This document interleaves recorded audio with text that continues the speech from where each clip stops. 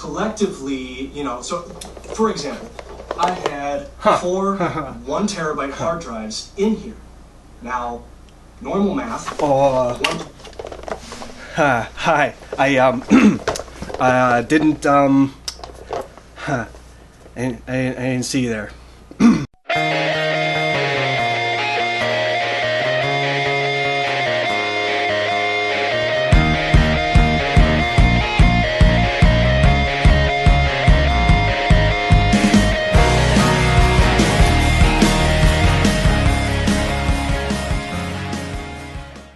Hey, what is up guys? Sean back with you with Tech Ninjas again.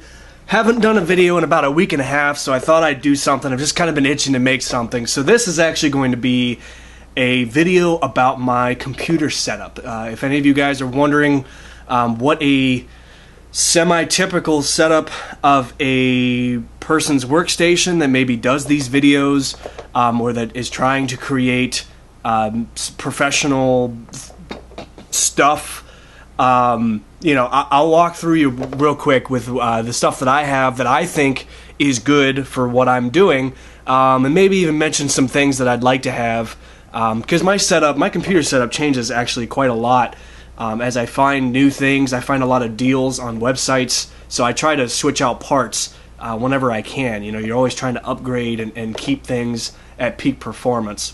So I'm going to walk through a little bit of what I have as far as my gear is concerned.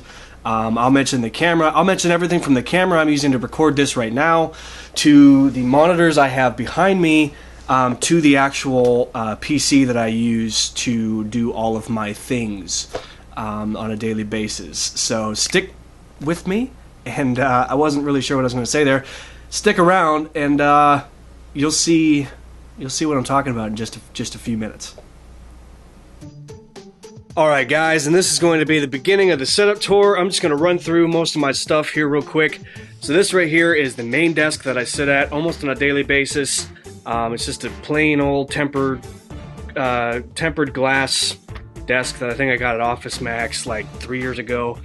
So starting on the right, this is my main PC. This guy is my beast. This is what I do all my video editing, photo editing, any other reviews that I might do as far as apps and websites are concerned. It's all done on this beast.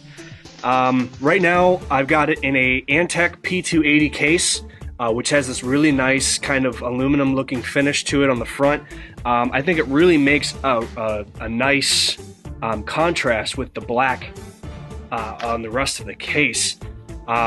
So this actually does open up, and actually what's really nice about this one, and one of the main reasons I got it, is this hinge actually goes a full, what would that be, 180 degrees, I think, is what that technically is. So it actually goes back and lays flat against the case and reveals three separate, be 3 1/4 inch devices. So I actually have this filled. This is a NZXT Sentry 2. This is actually my fan controller. So all of my fans on the inside of the case are actually hooked up to this guy. And then what he does is allows me to, I can flip through each individual fan, and using a sensor, it will actually tell me what spot of the case is, you know, warm or cold or whatever. I don't really use the sensors that much. I usually just leave it on about 50% here. If I flip this over to manual, all of these guys are actually running at 100% speed right now, which you guys can't tell on the video recording, but this thing just got extremely loud. You can hear it from the top. It's extremely loud when it's on 100%, so if I didn't have that fan controller, it actually would be loud all the time. It would actually be very annoying. So I usually flip it back to auto, and that keeps all the fans at about 50%. Below here, I've got a StarTech. It is a hard drive enclosure. So I have the spot for a 2.5 drive and a 3.5 drive, like an SSD or a laptop drive. This allows me to work on people's machines or my own. You know, if I need to recover files and things, I can just pull the hard drive out, throw it in there, and it will automatically connect. Those are hot swappable, so this guy was about 20 bucks, I think, on Amazon, maybe even 18. This guy was a really good purchase. You can see here I've got a blank spot here that I can put something else in, but I'm just going to leave it blank. Here I've got nothing special, 2 LED fans, and then on the inside of the guy that I'm just going to tell you about because the inside of my machine is not that pretty. I've got for my graphics card, which is really the biggest thing. If you're looking at doing photo editing or video editing, you really need to focus on the graphics card. You know, the processor is important, but the graphics card is going to be able to offload a lot of the work to itself, you know, from your processor to itself. I actually have in this guy a GTX 760 I think it's a NVIDIA GTX 760. It's got 2 gigs of GDDR5 RAM on it, and I don't remember the CUDA core count, but a lot of those things, basically all that means, if that sounds like gibberish, it's decent. It's moderately good for video editing, photo editing. It's able to handle a lot of the work, and it stays relatively cool. And it's actually not that expensive. Other things inside this machine, I have a i7 4770 processor, which is awesome. It's a quad core, I believe. I have them overclocked, running at about 4 gigahertz, 4.1-ish, which is awesome. I've got 16 gigs of RAM, and that's about it on the back, or on the inside rather. That GTX 760, I do want to mention, has dual link DVI, DVI-D, HDMI, and DisplayPort. So it's got all the connections that you could want. Moving on, we've got, next is going to be my file server here, which I've got inside of a Cooler Master Elite 120 case. It's a mini ITX case, as is the board inside of it. The board inside is a Gigabit GA-H87N, Wi-Fi, LGA 1150, blah, blah, blah, blah. Basically, it's a small board and a small case. I've got Windows Server 2012 on this guy. He's my main file server. I've got about 4 hard drives in a RAID 5 array, which you can look up what that means specifically. If I'll have some links below to describe what that means. But it has to do with grouping the hard drives together so that if any of them fail, you know, I don't lose any of my data, especially being on a file server. That's really important. Right now it's running an Intel Pentium G3 220 processor. I believe it's a single core running at 3 gigahertz. I want to, in the future, actually get rid of this guy, which if I pull him out, this is actually my Gigabit Bricks PC. It's actually a mini PC. It's got an i5 dual core 1.6 gigahertz processor in it. It's got about 16 gigs of RAM, and I actually have a Hyper-V. I'm using this as a Hyper-V server, and basically that's just fancy talk, meaning I've got virtual machines running on here. It's really not the best case scenario to do that on something like this because it's only a dual core and it's only running at 1.6.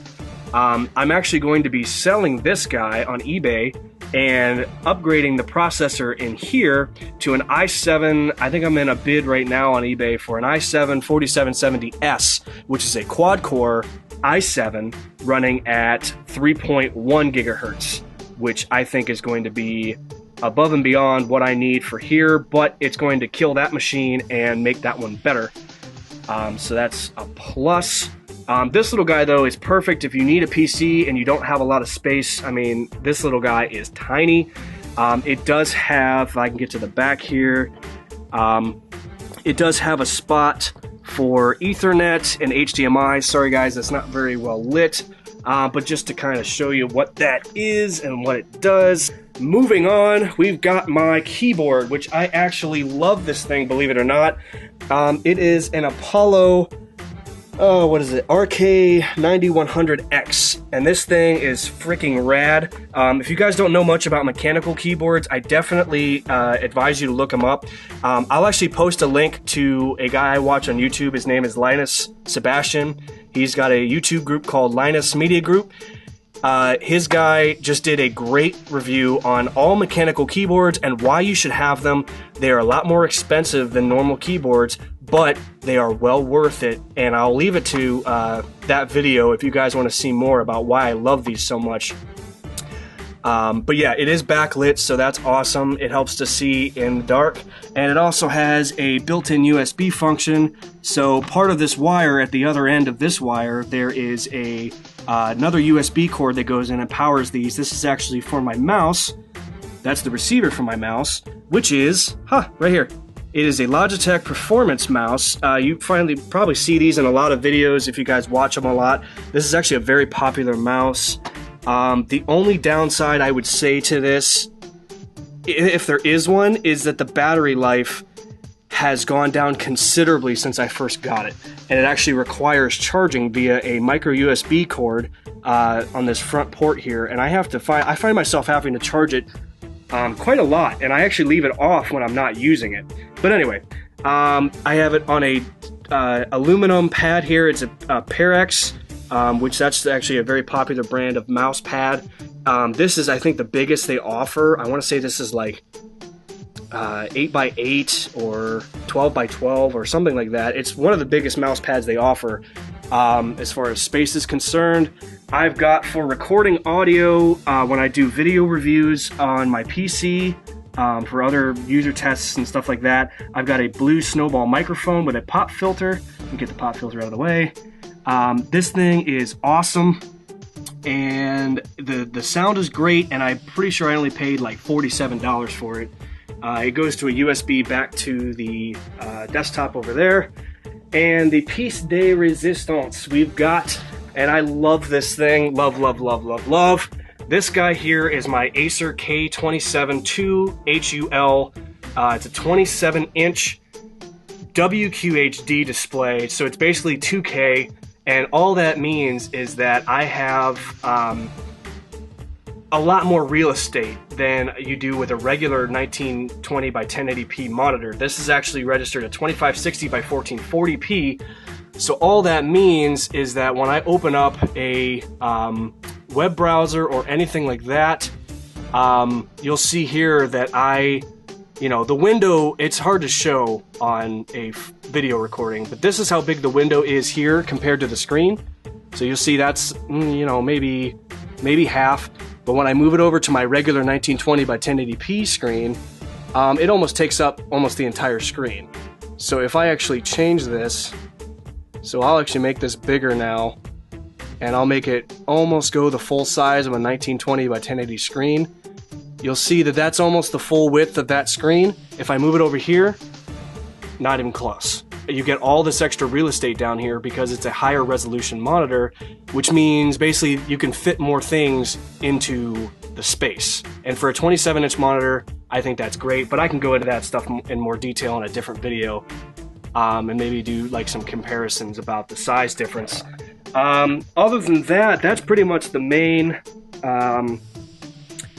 setup. Oh, I've got a down here running my networking, which don't mind the cords because this is all horrible. This is a D-Link Easy Smart 8-port managed gigabit switch, and basically that just means that it's got some extra management functionality on top of it, on top of just being a regular desktop switch. I've got most of the house Etherneted up now because it's a lot more stable than the wireless, but the wireless here isn't bad either. I've also gone ahead and taken care of that. And the last thing I've got is the camera that I usually use to record these videos with. This is the Canon Vixia HF R30. I picked this guy up for cheap on Amazon. It's not bad, but its quality is decent. And I have a chibi little shotgun mic here on the front that, ironically enough, is actually held together by zip ties. So that's about my engineering prowess there. And I've got a power cord that's there, that's all kinds of wired up and pretty bad. But overall, that is my setup. I guess I missed the, this is the IPEV, or IPEVO is what I call it. This is a camera, a downward facing camera to shoot mobile apps, so like iPod, Android apps and things like that. It shoots pretty low resolution, so I don't recommend it, but it works. And that, guys, is about it. That is what I'm working with here. If you were interested. Yeah, that's about it. I can't really think of anything more to say, other than thank you for watching, and we will see you guys in the next one. If you guys have any questions or comments, please feel free to leave them on the comment section below this. Like I said, I will put the link for the Linus Media Group thing. I guess I might try to flip this around. I have no idea if this is aiming at me or not. I will try to put the Linus Media Group thing, the link I posted earlier, or mentioned earlier about the mechanical keyboards and why you'd want them. I'll post them in the link below this. But thanks again, guys, for watching. We'll see you in the next one. Peace.